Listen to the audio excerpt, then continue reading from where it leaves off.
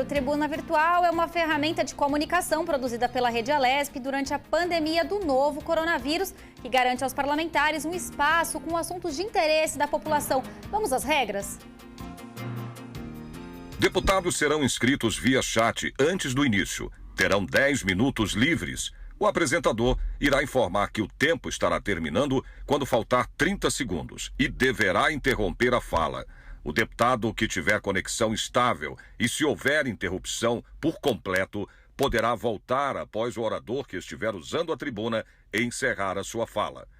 Caso sobre tempo dentro das 2 horas previstas e não haja mais oradores inscritos, será permitida a reinscrição limitada a apenas um reingresso. E nós já temos a primeira deputada, a deputada Janaína Pascoal, do PSL.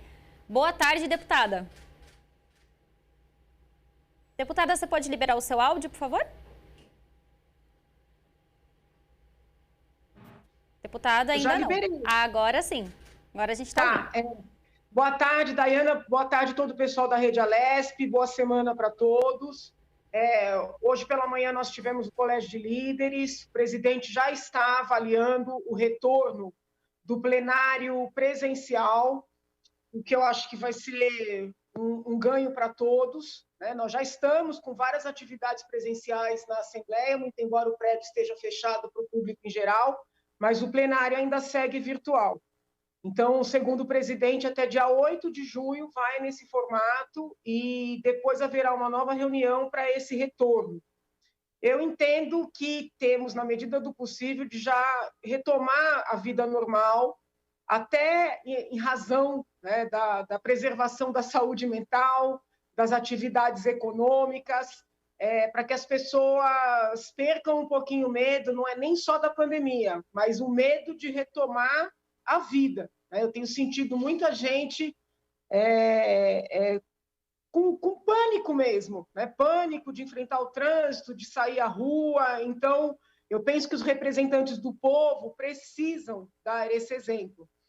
E os deputados mais maduros já estão todos vacinados, né? Então, eu, se tiver que votar, vou votar para voltar o presencial. Hoje, no colégio, foi discutida a possibilidade de se adotar um modelo híbrido. E eu solicitei ao presidente um pouco mais de detalhes sobre o que seria esse modelo híbrido. Então, já o Colégio de Líderes está avaliando o retorno das atividades de maneira plena. E o tema que eu vou abordar hoje tem a ver, né, com essa questão, que é o retorno das atividades. Eu acho que quem me acompanha desde o princípio sabe que eu tenho adotado um posicionamento ponderado, um posicionamento responsável, sempre usando máscara. Só não estou com máscara agora porque estou sozinha aqui no ambiente, sempre incentivando o distanciamento social, incentivando que as pessoas evitem aglomerações.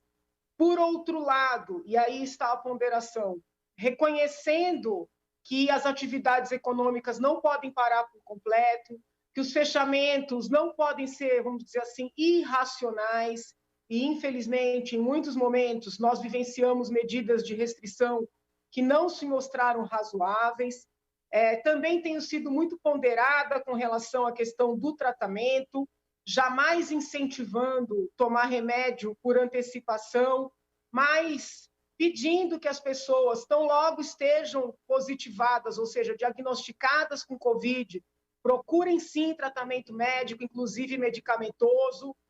Também tenho tido uma postura ponderada com relação à vacina, e por isso é que eu venho aqui fazer uma crítica construtiva à postura do presidente da República com relação a esses atos que ele vem promovendo aos finais de semana. São absolutamente desnecessários. Vejam, senhores, eu apoio o presidente quando ele pede para tratar a doença logo no início, eu apoio o presidente quando ele pede para retomar as atividades econômicas, mas essa retomada tem que ser responsável. Eu não consigo ver lógica, eu não consigo ver racionalidade no presidente estimular aglomerações que não são necessárias para essa retomada. Então, é muito mais um ato de vaidade, de reunir as pessoas, de fazer filmes para as redes sociais, tirar fotos, para que aqueles deputados mais, vamos dizer assim, bolsonaristas raiz, criem a narrativa de que o presidente tem uma aprovação, um apoio popular muito grande e que a sua reeleição está garantida e que, se não for reeleito, é porque haverá fraudes. Então, assim, esse discurso, né, é um discurso que só atinge uma pequena minoria, né? Pessoas mais radicais, pessoas que não conseguem enxergar o todo. Liderar um país,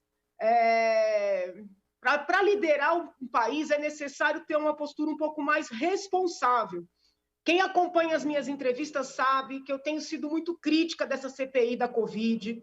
Entendo que é, assim, um palanque para pessoas que querem concorrer ao governo de Estado em 2022. Não vejo sentido, né, em pessoas que sofreram uma série de processos e inquéritos, quererem apontar o dedo para o presidente, colocar o presidente como criminoso por defender um posicionamento diferente. Então, eu tenho sido muito crítica com essa CPI. No entanto, quando o presidente, né, sai num fim de semana, sem nenhuma necessidade, e agrupa pessoas em vários estados da federação, convocando pessoas para as ruas, não usando máscaras, ao lado de ministros e ex-ministros também sem máscaras, ele não ajuda, ele acaba dando um discurso para uma CPI absolutamente vazia, né? Porque quando a CPI quer punir o presidente por ter falado lá atrás, né, por ter levantado dúvidas com relação às vacinas lá atrás, isso não tem fundamentação jurídica, porque as vacinas estavam começando a ser desenvolvidas. Todos nós sabemos, né, que o sucesso tem acontecido, mas também tem efeitos adversos que precisam ser observados. Quando eles criticam o presidente por defender tratamento logo no início, isso não tem sustentação, porque nós temos uma doença muito nova. A verdade é que ninguém sabe como enfrentar essa doença, que se modifica a cada onda, né? Nós não sabemos quais são os medicamentos que poderão enfrentar, não só para acabar com essa doença, mas pelo menos para minorar os sintomas. Os próprios médicos vêm tentando várias alternativas. Todo mundo sabe que o discurso do Mandetta no começo do fique em casa esperando piorar estava errado e ele não reconhece. Então, os argumentos para defender o presidente e os seus colaboradores nessa CPI são infinitos.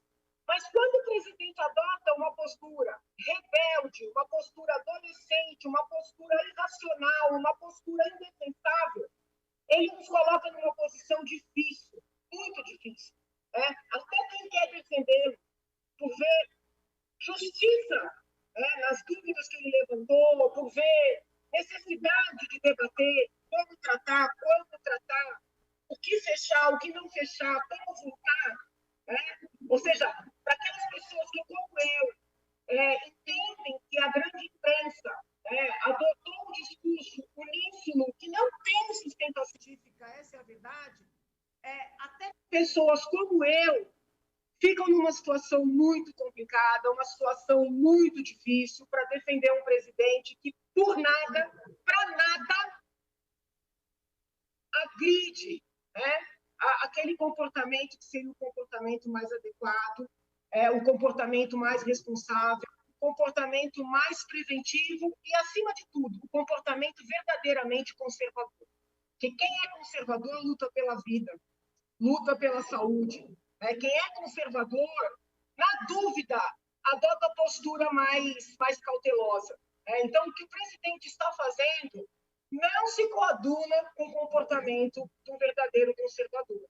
E os parlamentares e os apoiadores que o estimulam nesse comportamento irresponsável estão ajudando que ele se afunde e mais, estão ajudando para que a esquerda volte ao poder nesse país.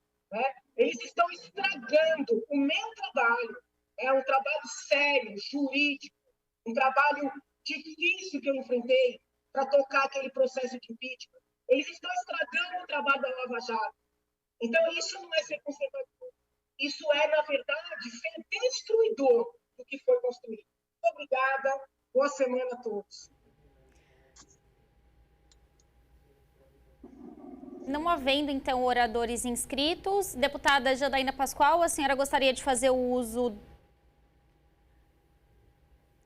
Então, agora o Tribuna Virtual vai para um rápido intervalo e voltamos já já.